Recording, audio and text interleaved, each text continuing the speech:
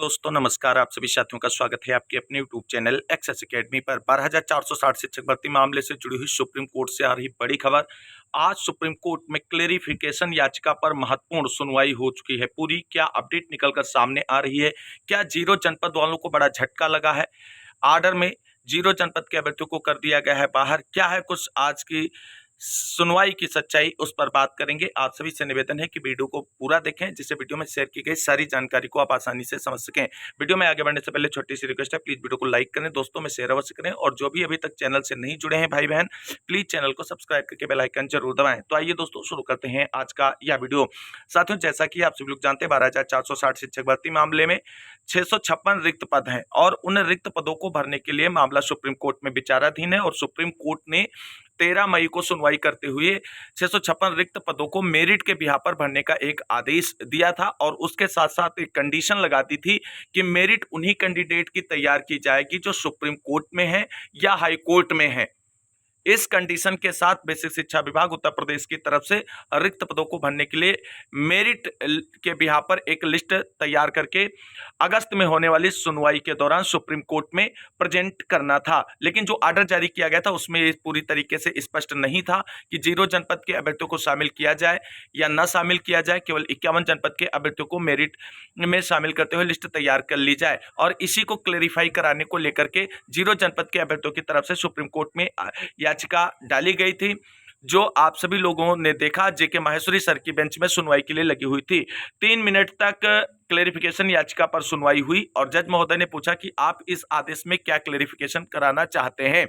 अधिवक्ताओं ने अपना पक्ष रखने का प्रयास किया, लेकिन जज महोदय ने स्पष्ट कह दिया कि जो आदेश पारित हुआ उसी के अनुपालन में मेरिट लिस्ट तैयार की जाएगी। और एक बार फिर से यह स्पष्ट नहीं किया गया कि जीरो जनपद मेरिट लिस्ट में शामिल रहेगा या नहीं रहेगा, लेकिन यहां पर चीजें बिल्कुल क्लियर हो चुकी हैं। जीरो जनपद भी मेरिट लिस्ट में शामिल रहेगा, और यह पूरी तरीके से उत्तर प्रदेश सरकार और बेसिक शिक्षा विभाग उत्तर प्रदेश पर छोड़ दिया गया है सुप्रीम कोर्ट की तरफ से। जो मेरिट लिस्ट तैयार की जाएगी उसमें बस बेसिक शिक्षा विभाग को स्पेशली ध्यान ये रखना है कि जो भी सुप्रीम कोर्ट या हाई कोर्ट के अंदर मामले लंबित हैं उन्हीं से संबंधित याचियों की मेरिट लिस्ट तैयार की जाए। अब इसका सीधा सा जवाब यह है कि जीरो जनपद को बाहर नहीं किया गया है और बेसिक शिक्षा विभाग पर जिम्मेदारी छोड़ दी गई है कि आप सभी को सम्मिलित करते हुए मेरिट लिस्ट तैयार करें। तो जीरो जनपद के वही कैंडिडेट इस मेरिट लिस्ट में शामिल हो सकते हैं जो सुप्रीम कोर्ट या हाई कोर्ट में जिनके मामले विचाराधीन हैं। ये चीजें आपको समझनी होंगी। बाकी आज के आदेश से जीरो जनपद को बाहर करने संबंधी किसी भी प्रकार का कोई पॉइंट मेंशन नहीं किया गया है। आप सभी लोगों को अगर विश्वास नहीं हो रहा है तो आप हमारी इसी वीडियो के डिस्क्रिप्शन बॉक्स को ओपन करें। टेलीग्राम चैनल पर हमने आज की सुनवाई का वीडियो भी अपलोड कर दिया है, जिससे सारी चीजें क्लियर हो जाएंगी। अब यहाँ पर एक बात और आप सभी को समझना है, जो मेरिट लिस्ट तैयार होगी उसमें जीरो और 51 जनपद के दोनों साथियों को शामिल करते हुए तैयार किया जाएगा।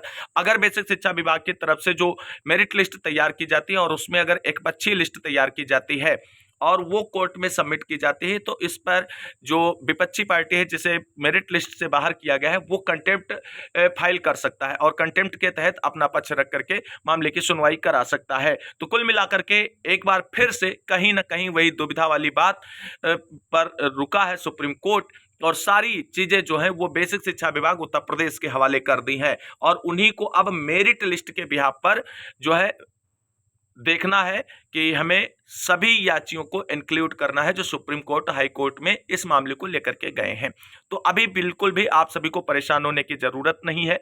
अगस्त में जो लिस्ट सबमिट की जाएगी बेसिक शिक्षा विभाग के द्वारा, उसमें अगर किसी प्रकार की कोई त्रुटि होती तो आप सभी लोग कंटेम्प्ट के थ्रू अपने मैटर को रख सकते हैं, और उस लिस्ट को भी आप कहीं ना कहीं पुनर्विचार के लिए सुप्रीम कोर्ट में उठा सकते हैं।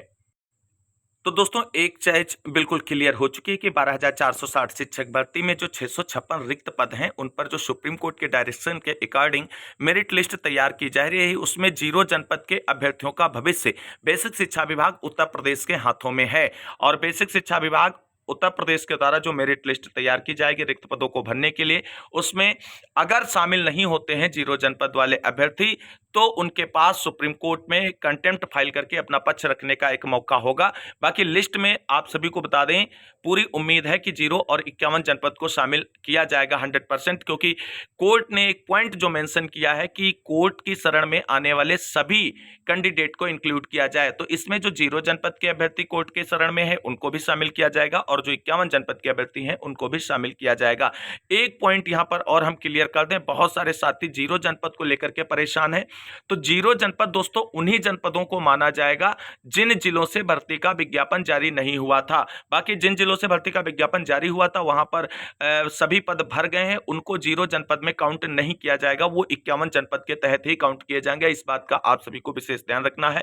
0 जनपद वही जनपद है जहां पर भर्ती का विज्ञापन जारी नहीं हुआ था, ये पॉइंट आपको भी क्लियर समझना है। तो अभी बिल्कुल स्पष्ट ये नहीं हुआ है कि 0 जनपद बाहर होगा या अंदर होगा। 0 जनपद को लेकर के स्पष्ट आदेश अभी नहीं आया है। बाकी आज की सुनवाई का जो भी नोटिस आदेश के रूप में आएगा उसमें देखते हैं क्या चीजें मेंशन होकर के आती। बाकी सारी चीजें आपको हम बताएंगे, सारे पॉइंट्स आपको क्लियर करेंगे, परेशान होने की जरूरत नहीं है। तो इस वीडियो में बस इतना ही, मिलते हैं एक और नई वीडियो, तब तक सभी साथियों को जय हिंद, जय भारत, वंदे मातरम।